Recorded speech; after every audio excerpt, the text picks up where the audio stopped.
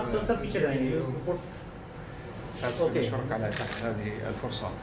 سعادة السفير، السعودية تحمل شعار مملكة الإنسانية، ولديها شعار بأنها تتطلع إلى إنسانية بلا حدود بغض النظر عن اللون والجنس والديانة، وتحمل رسالة إنسانية حول العالم. من هذا المنطلق هذا البرنامج الذي تدشنه المملكة العربية السعودية ومركز الملك سلمان للإغاثة والأعمال الإنسانية. أنتم في المملكة العربية السعودية كيف تنظرون إلى هذا البرنامج في باكستان؟ ما هو، هل لكم أن تدعون أيضا باختصار حول هذا البرنامج وعدد العمليات التي يستهدفها هذا البرنامج؟ أولا هذا البرنامج يأتي بتوجيه من سيدي خادم الحرمين الملك سلمان بن عبد العزيز اسمه سيدي ولي العهد. البرنامج هذا أو الحملة هذا سوف تكون تقريبا ل3 أسابيع في إقليم السند. سوف يتم إجراء فيها أكثر من 2400 عملية عيون. سوف يتم صرف فيها أكثر من 6000 عدسة. البرنامج هذا حقيقة هو من ضمن عدة برامج على مستوى العالم للدول الشقيقة والصديقة. البرنامج هذا هو حيكون استمرار بإذن الله لعدة برامج في باكستان. ننظر حقيقة لهذا البرنامج وعلاقتنا المتميزة دائما وأبدا مع إخواننا وأشقائنا في باكستان بأن هذا واجب وهم تحمله قيادة المملكة العربية السعودية بأنها رائدة العالم الإسلامي وقلب العالم الإسلامي. فمن خلال مركز الملك سلمان يتم عمل هذا البرنامج. سعادة السفير، قمتم بجولة في هذا المستشفى واطلعتم على عدد من المرضى الذين تعافوا جراء الإصابة بالعمى وربما بعض الأمراض المتعلقة بالعيون. خلال جولتكم وما لمستموه من السعادة في وجوه المرضى الذين عاد بعضهم إليه البصر بعد سنوات من المعاناة، ما هو شعوركم الإنساني تجاه هذه الحالات، لا سيما وأن هذا الجهد هو تتمة ونتيجة للجهود التي يقوم بها متطوعون سعوديون وأطباء سعوديون ومركز الملك سلمان للإغاثة والأعمال الإنسانية؟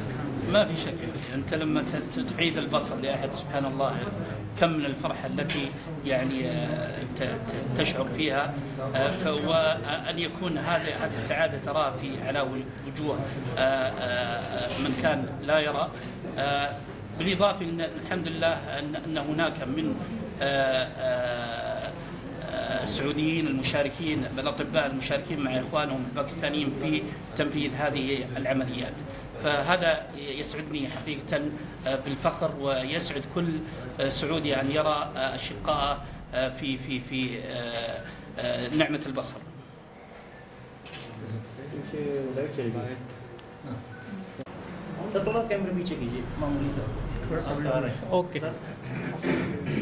السؤال الثاني.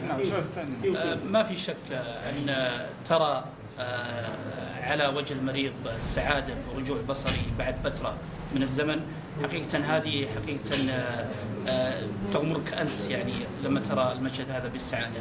الشيء الآخر يعني لما أرى من أبناء وطني من أطباء مشاركين في هذا العمل التطوعي الذي دابت عليه المملكة العربية السعودية ممثلة بمركز الملك سلمان، حقيقة ينتابك الشعور بالفخر والاعتزاز.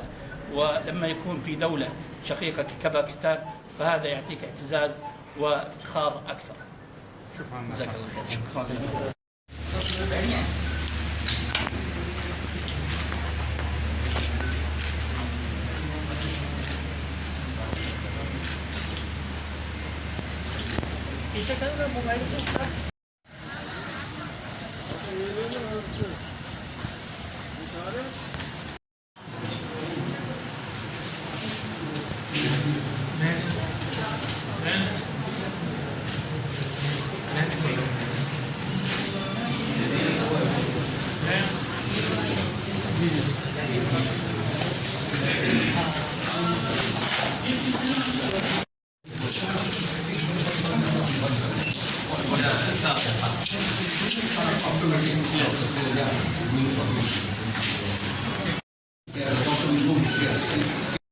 Like this happen. And if she will finish, she will come. Like this.